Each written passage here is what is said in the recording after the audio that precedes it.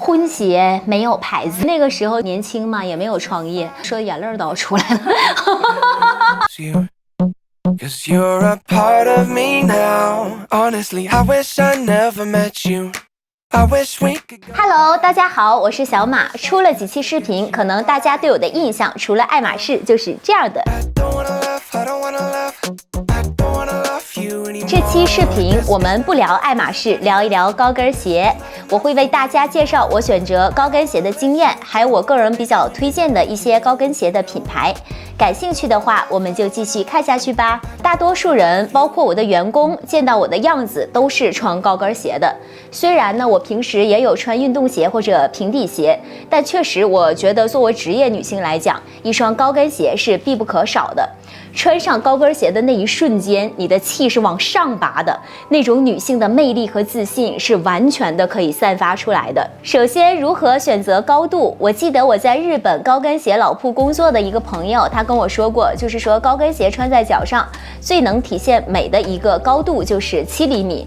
所以我的高跟鞋呢，大多数都是按照这种7厘米左右来选的。如果不适应那么高的跟儿，或者第一次穿高跟鞋的女生，直接穿上7厘米的鞋呢，可能会有一些压力和吃力。可以先从5、6厘米这个样子的高度开始过渡一下。最近很流行的这种中跟儿的猫脚跟儿，款式也是非常的好看、时尚，也非常的好穿。这样的高度呢，我觉得是非常的好驾驭，更适合刚刚开始穿高跟鞋的练脚的女生。那再低一点的高度呢，就是3厘米了。我个人并不是很推荐3厘米，我觉得这个高度其实根本不能称作为高跟鞋。而且3厘米呢，这种很低的跟儿的鞋，它不仅不显腿长，而且还会显得脚有一点点大。所以如果想要认真选一双高跟鞋的话，3厘米就可以直接 pass 掉了。接下来呢，就是高跟鞋的皮质。我个人大多数会选择全皮的鞋子，因为它比较透气，穿起来也非常的轻巧舒服。常见的皮质呢有牛皮、漆皮，还有麂皮。牛皮的话呢，它具有延伸性，鞋子会越穿越松。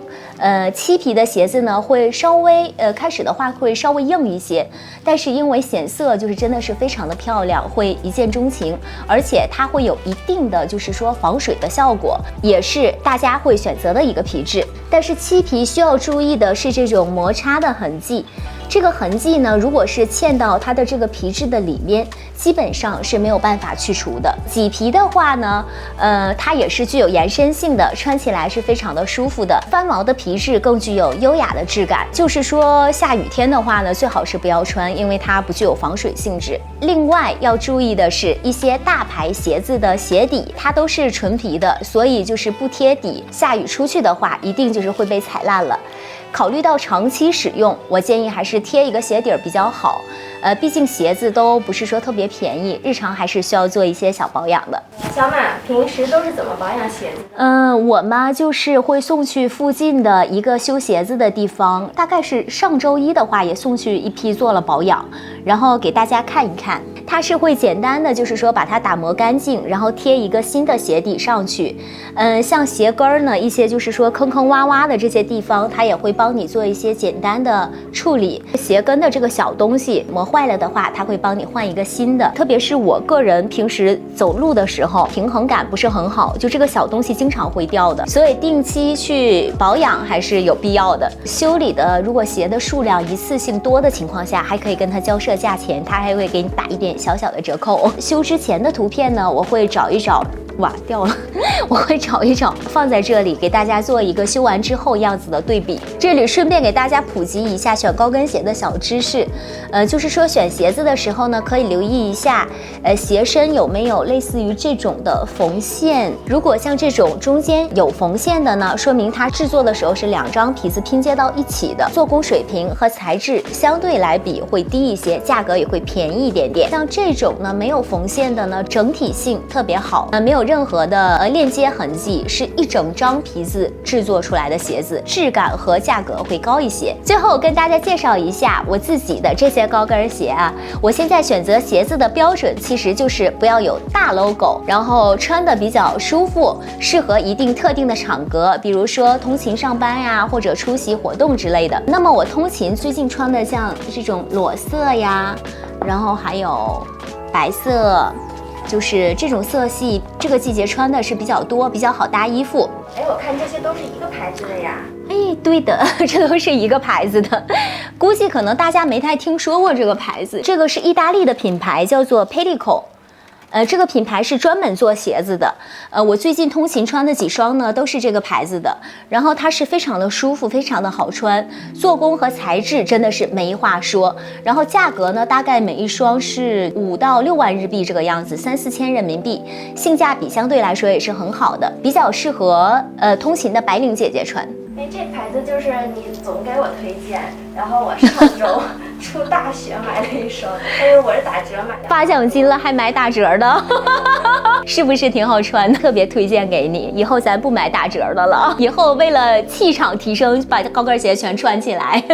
然后还有这种吉米丘的，就是这款，然后还有就是 MB 的这款。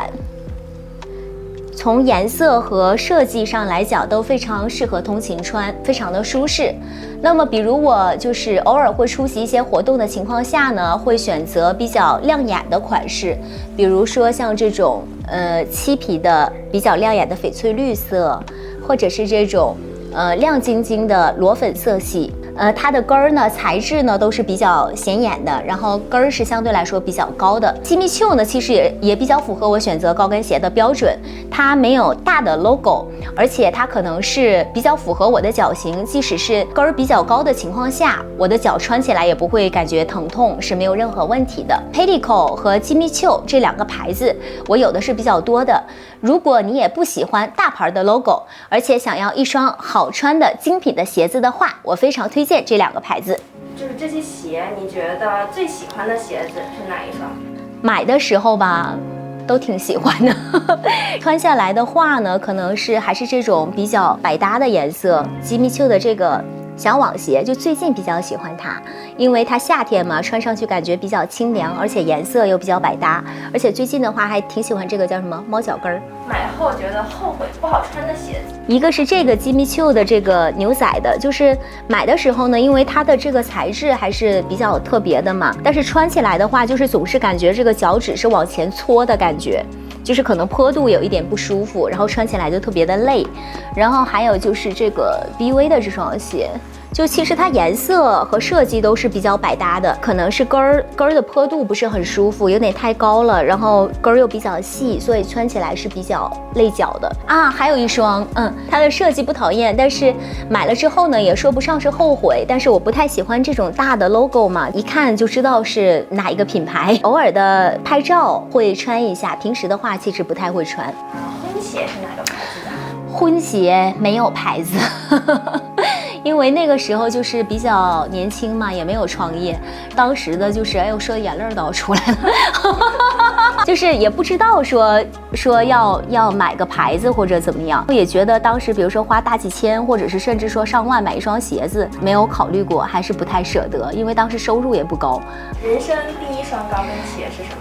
人生第一双高跟鞋是日本大学的时候面试的时候，就是那种穿大概是2、3千日币的，就是那种假牛皮的，很土的那种高跟鞋。